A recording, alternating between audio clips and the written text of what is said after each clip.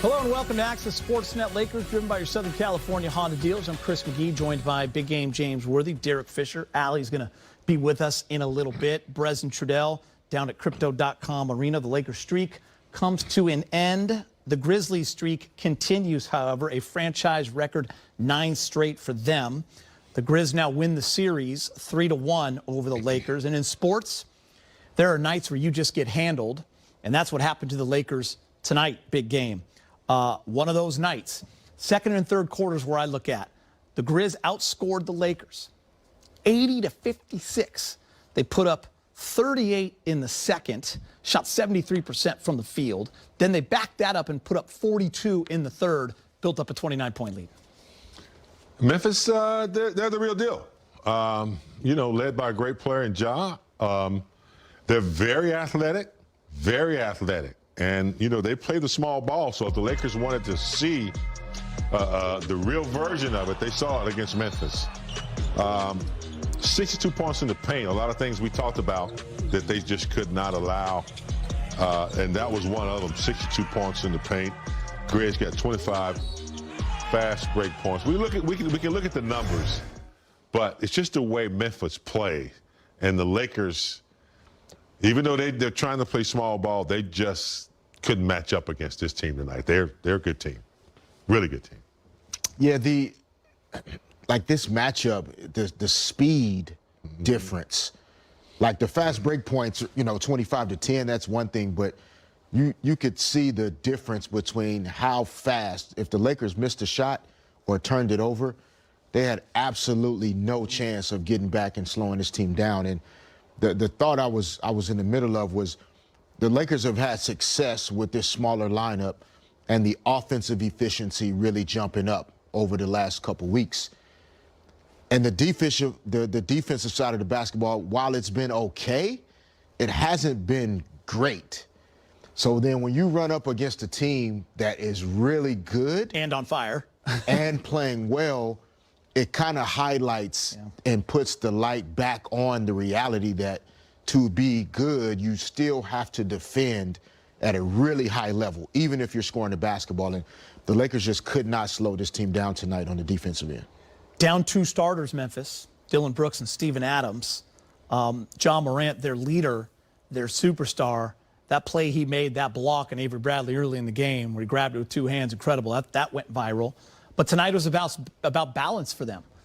6 guys in double figures. James, you mentioned the 25 fast break points, 62 points in the paint. They out-rebounded Lakers. They just beat them in every single facet of the game.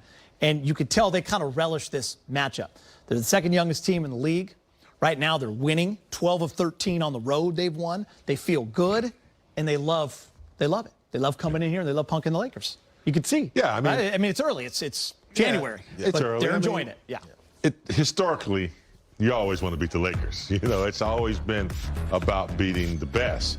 But even without 2 players, it doesn't matter because their system is what works. I mean, they have individual players that make it work, but the system, no matter who, you can plug in different players. If you have certain players on the court like Bane and Ja Morant, you have them on the court still. You just plug in a couple of players, and they still doing the same thing, Geeta. They're still running. They're still, moving fast, breaking down the defense, getting, easy shots. So it's that system that works. They got great players, but they win with or without certain players in the game. Yeah, they're kind of figuring out how to win different ways, too. I remember when the Lakers played them recently in Memphis. The Lakers actually played great for 3 quarters. Had a nice lead. Memphis had that big run at the end of the third and kind of continued in the fourth. It was a great game down the stretch, but it was the physicality, the offensive rebounds with Steven Adams and those second-chance opportunities. Great game by Desmond Bane. That got it done the last time they played. This time, you were right, Fish. Speed off the charts. Yeah, I mean, Memphis's team is built with guys that, look at the guys that were on the floor for the Lakers with the 21-0 run in the fourth quarter when the game got interesting. Austin Reeves, Kent Bazemore, Wayne Ellington, DeAndre Jordan, guys that at this point in their careers, the only way you can get on the floor is to play that hard, fly around the court, get deflections, loose balls. Memphis Grizzlies, their whole roster is like that. And that's the way they play the game. So it doesn't matter who's in or out. you're still going to get the same level of intensity, attention to detail, sharing the basketball. And, you know, that's just a difference. In the regular season in January, those are really, really difficult teams to play against that play that hard. You know, when you look at the Lakers, James and Fish, LeBron with another great night offensively. He had 35. He was on it in the first half. He had over 20. Getting into a Desmond Bane a little bit there, too. We'll talk about that a little later. That's his 12th out of 13 games, I think, where he's been over 30. He's 14 of 19. But when you look at the rest of the Laker team, they really struggled. I look at the starting guards. Malik had one of his off nights. Russ, Avery Bradley, they're just 7 for 35. That's a struggle. Memphis also defends very well. They're quick. They're agile. They're capable of switching a lot.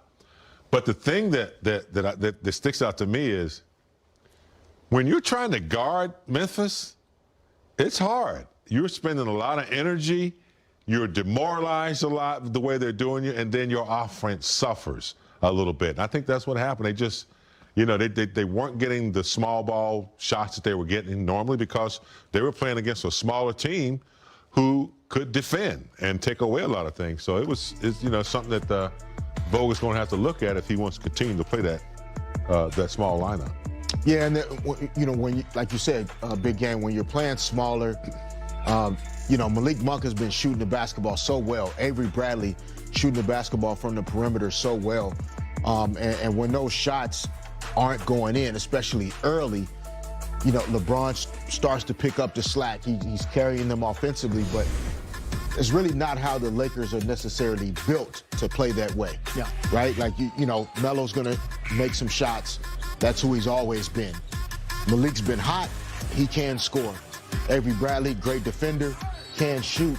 But that's not really how the Lakers are going to be successful long term, right? It's still going to come back to that defensive activity that can get them out in transition and get easy ones. So if you get outscored 25-10 in fast break points, that's not a recipe for success for this version of this Lakers team. They need easy baskets to then move the scoreboard. You can't rely on just the shooting to get it done. Slow offensive game for Russ tonight, guys. Just 6 points, 2 for 12. Yeah. You know, when his little 12-footer, which he's made a living off of his whole career, when that's not dropping for him, he kind of forces a lot of layups. And, you know, he's not finishing them. They're not going in. So, and, you know, like Fish saying, you're not getting any fast break points. You're not getting out and running. That's when he's at his best. You need to see that ball go in a couple times. Then your 15-footer feels a little better taking it. But when you're forced to take that 15-footer or the outside shot, you're not getting anything easy. It makes for a tough night sometimes. And Fish, you've seen a lot of Russ basketball games. What are you seeing right now with this Lakers team? By the way, he's had some great games too. Yeah. He had the no turnovers and he's had some good offensive nights. But just some nights, just trying to find the way and being almost like a non-factor. Yeah, I think, and we talked about that. It's been a while, but if anybody on the team has had to make the greatest adjustment to who they've always been or what's made them most successful prior to this particular season, it's Russ. He's been asked to be the most different version of himself than anybody else. So there's going to be that inconsistency in his play when you're asking him each night sometimes to do different things. Yep. But here's the thing. That's part of the job. That's why you get paid the big bucks, Geets. A lot of money. You got to figure it out. Yeah. Right? And Russ is tough enough mentally to figure it out. It's just unfortunate that the team has been also inconsistent. So then there's more spotlight on a particular guy that's being inconsistent. But he'll be fine. That's why he's here. It's why he is who he is. But as a group, they still collectively have to figure out how to get